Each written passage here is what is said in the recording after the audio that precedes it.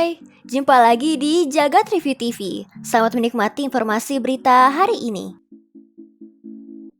Tahu Bing Chat, chatbot berbasis teknologi AI dan OpenAI ini sekarang sudah enggak eksklusif cuma buat Microsoft Edge aja. Bing Chat juga bisa diakses lewat Google Chrome dan Apple Safari. Tapi ada batasannya. Kalau Bing Chat diakses lewat browser lain, selain harus login, pakai akun Microsoft aja. Jawabannya juga terbatas 2000 karakter dibanding 4000 karakter di Microsoft Edge. Percakapan juga bakal di-reset setelah 5 pertanyaan dibandingkan 30 pertanyaan waktu pakai Microsoft Edge. Satu hal lagi yang bakal ganggu, pengguna bakal dapat prompt ajakan buat download Microsoft Edge. Sebagai informasi, Bing Chat emang udah terintegrasi dengan cukup baik di Microsoft Edge. Selain dukungan ke browser lain, Microsoft juga bawa fitur-fitur baru kayak Dark Mode, Multimodal Visual Search, dan Bing Chat versi Enterprise.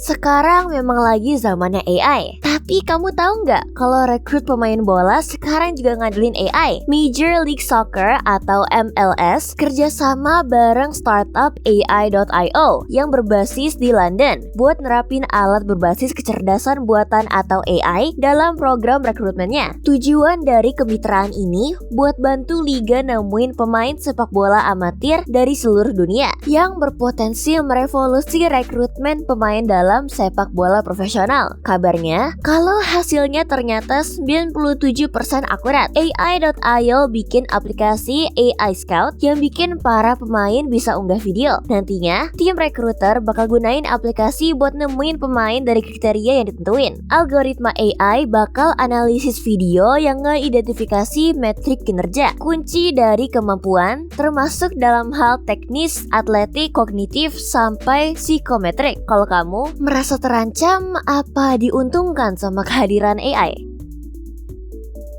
Kayaknya kita bakal shopping mulu nih di TikTok Shop. Soalnya TikTok bakal bikin layanan dompet digital mereka sendiri. Saat ini masih dalam tahap pembicaraan awal sama Bank Indonesia buat bisa nyelenggarain layanan pembayaran digital di tanah air. Melansir dari Reuters, seorang sumber yang enggak disebutin namanya ungkapin kalau pengajuan TikTok buat dapet lisensi pembayaran lagi ditinjau sama pihak regulator. Siapa regulatornya? Ya, Bank Indonesia sendiri sebagai bank sentral negara. Sayangnya, buat informasi terkait lisensi pembayaran ini masih terbatas banget. Juru bicara TikTok udah konfirmasi kalau diskusi terus jalan dan jika disetujui, bakal bantu kreator dan penjual lokal dari Indonesia. CEO TikTok, Zhou Zichu, sudah bilang mereka bakal invest sampai miliaran dolar. Wah, semoga membantu teman-teman yang usaha lewat TikTok nih.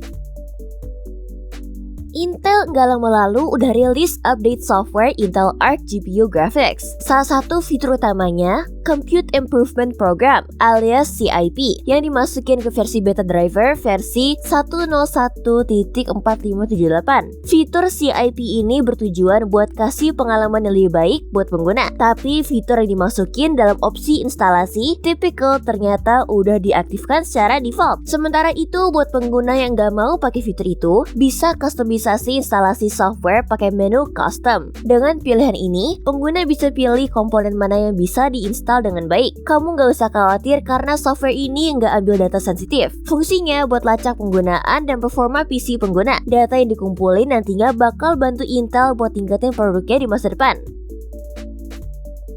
Xiaomi akhirnya spill soal antarmuka terbaru mereka, MIUI 15, yang dinanti-nanti sama Mi Fans. Tapi jangan berharap yang tinggi dulu nih, karena Xiaomi baru ungkapin soal logo dan perangkat pertama yang bakal nerima MIUI 15 itu. Di sebuah event di Cina, Xiaomi bikin kejutan. Mereka nunjukin MIUI 15 bakal punya logo warna merah cerah, kecuali angka 5 yang punya warna kontras, yakni putih. Enggak cuma itu, Xiaomi juga ungkapin kalau Redmi K60 Ultra bakal jadi salah satu perangkat pertama yang nerima update dari MIUI 15. Redmi K60 Ultra sendiri bakal diumumin di waktu deket ini. Sayangnya detail lebih lanjut soal fitur dan peningkatannya masih belum diungkap. Yang pasti MIUI 15 bakal punya perkembangan tampilan visual dan enggak menutup kemungkinan peningkatan di performa sampai privasi. Fitur yang mungkin bakal hadir adalah kemampuan ningkatin volume sampai 200% dan copy paste file langsung. Kalau kalian pingin fitur apa nih di MIUI 15?